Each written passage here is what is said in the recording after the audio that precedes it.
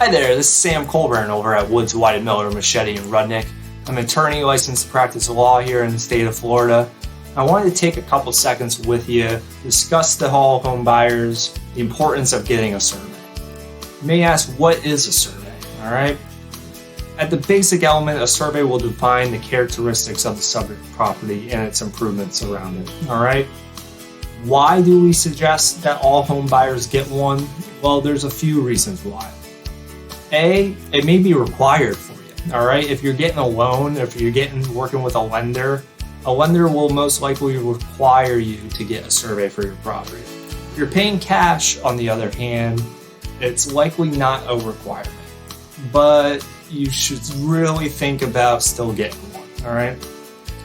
The most typical reasons why a buyer wants to get one is to figure out the boundary lines. All right.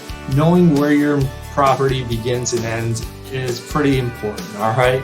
You need to know this info if you wanted to add any improvements on your property, or essentially make sure that you didn't add improvements onto your neighbor's land. All right. A survey is going to bring up easements. All right. What is an easement? Well, Florida law defines an easement as an implied grant of access onto the land of another. So think of this in its most common element of utilities, right?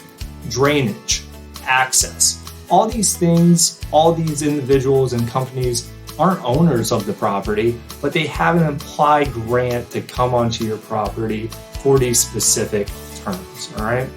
A survey is also going to show you the location of your utilities, all right? So it's going to pinpoint all these hidden easements on your property to kind of show you the lot of your land.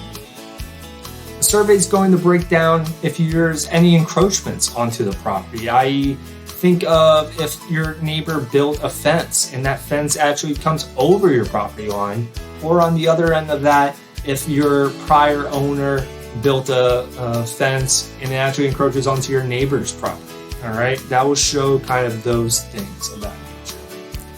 The survey is going to pinpoint if you have access, ingress, egress, rights of way, things that you may think are just second nature, but it will make sure that you have access and all these things, appropriate ingress and egress to your property. And one of the last things that we always make sure to look at when we're looking at a buyer's survey are setbacks. All right, setbacks are types of restrictive covenants that exist essentially to protect communities from building too much on the property. All right, so typical setbacks and limitations we see that some communities may not allow building within 25 feet of a lake, all right, or have specifics on where you can build and can't build a fence, all right. These are certain things that would come up on a survey, and if a survey showed that a property is within the setback line, then a buyer would be able to object to a seller to cure that before closing.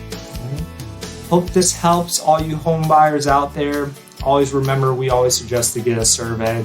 Make sure you do that, and you'll be one step closer to buying your new home.